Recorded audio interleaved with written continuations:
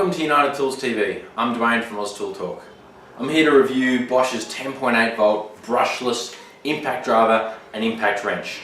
The impact wrench is the GDS 10.8 V-EC.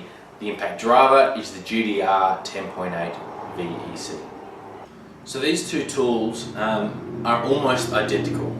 Of course, the impact driver has a 1/4 inch quick release chuck, and the impact wrench has a 3/8 friction ring square driver for sockets. The wrench does have 115 Newton meters, whereas the driver has 110.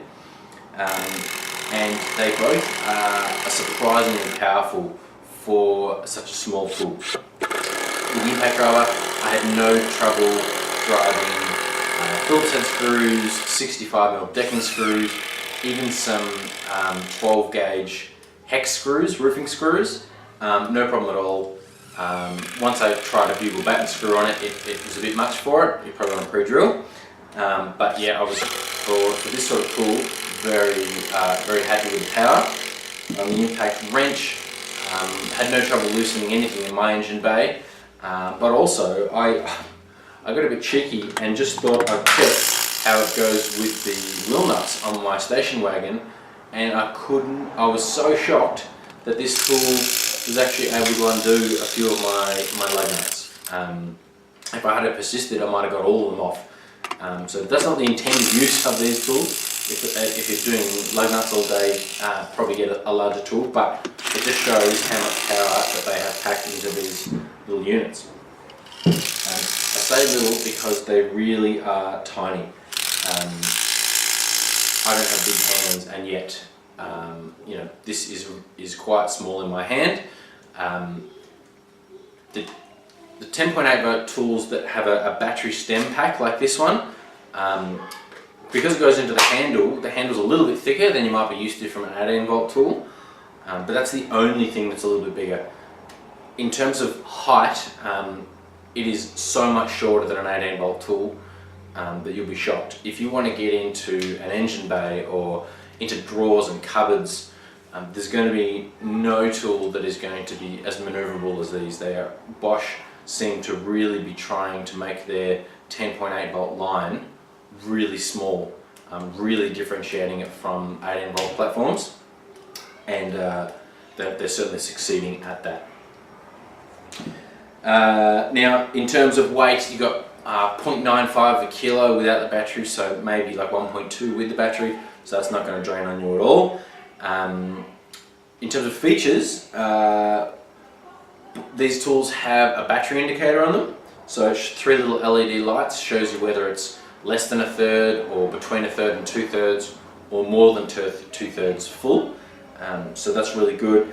On the top of the tool you have your speed selector, so you've got a little electronic button that switches between first and second speeds, and you also have a light button on here which it chooses whether the light comes on or not. So if you have it on, the 3 LEDs that are around the drive will light up when you're using it, and they are powerful and really useful.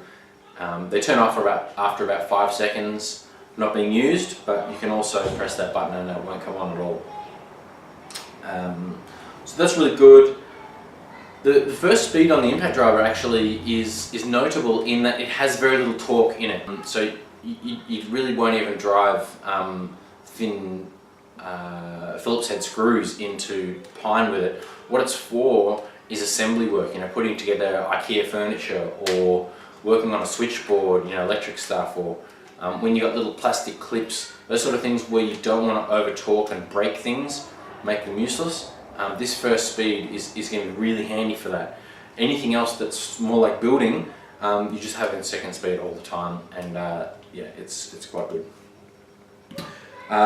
So the impact driver has a two-handed collet, so you pull it forward to drop your tool in, and pull it forward to get it back out again. I do suggest accessorizing. If you've got the impact driver and you want to drive some nuts and bolts, go get some socket adapter sets. Quite easy. If you've got the impact wrench and you want to drive some screws, get a little adapter. You know, go straight on to the 3/8 socket, drive, and so you're able to drive screws.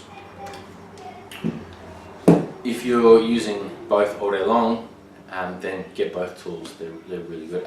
As anyone knows who's played with Bosch professional tools, these they may be the size of toys, but they're not toys. They are so well built. The quality of the clamshell and the moldings is really good. They're really tough. You're not going to be able to break them.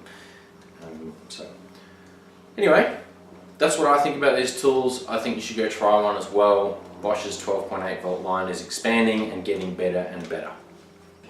So that's it from me. I hope you found this review really informative. If you did, please hit like and share. We love talking tools, so if you have anything to add to this review, please comment down below. If you'd like to buy these, check out www.unitedtools.com.au, and thanks for watching United Tools TV.